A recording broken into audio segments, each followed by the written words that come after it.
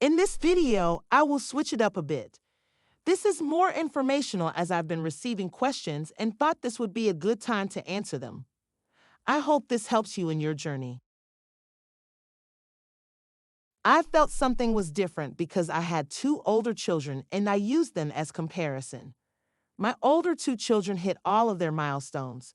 The puzzling thing was that CJ hit those milestones as well.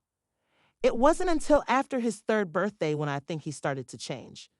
The next slide shows a list of things I've noticed.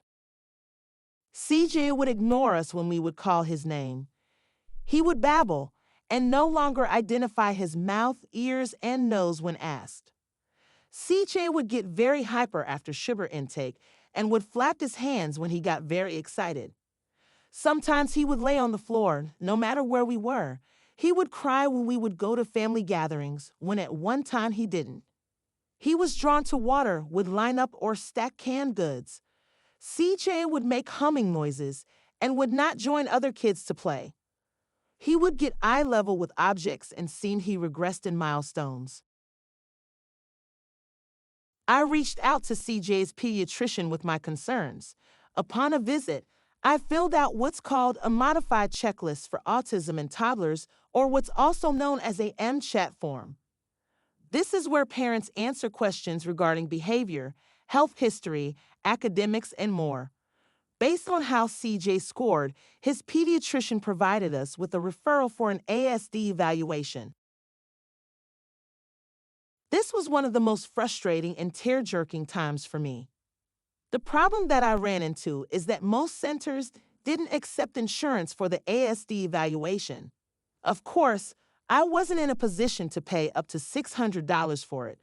However, I didn't give up, as I was able to find a center who offered complimentary testing with release of the report.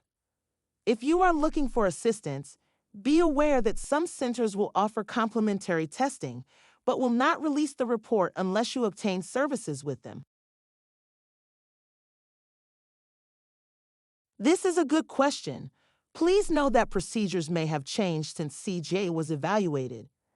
I had to fill out a parent information form prior to the evaluation that asked for family history, at-home behaviors, educational milestones, and more. On the day of the evaluation, the specialist placed us in a small room. She initiated pretend play, gave simple demands, interacted with CJ, asked kid-friendly questions, and observed his behaviors without intervening. The detailed family report along with the evaluation resulted in an ASD diagnosis with expressive language disorder.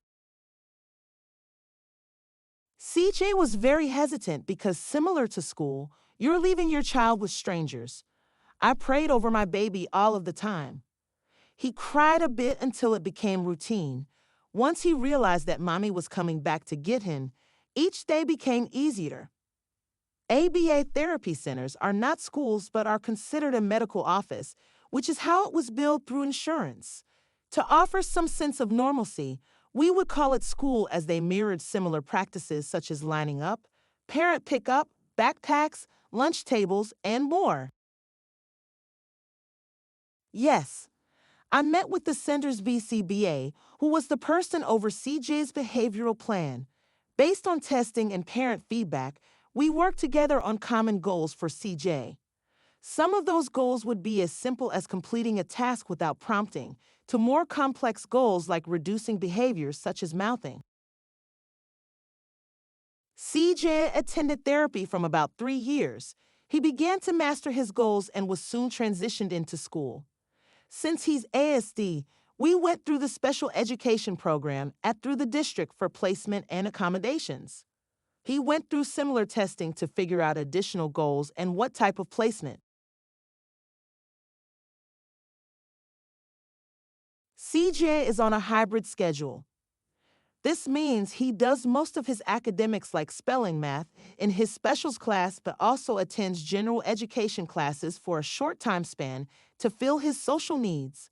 He also attends group speech as an added support resource. These are just some of the questions that I've received thus far from those who know us personally. Again, each family is different, and this is our experience. If you have any questions regarding our journey, feel free to drop them in the comments. As of now, CJ is verbal, is in the third grade, and is slowly progressing every day. I want you to remember, if you know someone who has ASD or is a parent/guardian of someone ASD, hang in there. You will have great days. You will have bad days, especially if you deal with aggressive behavior, which we will touch on in another video.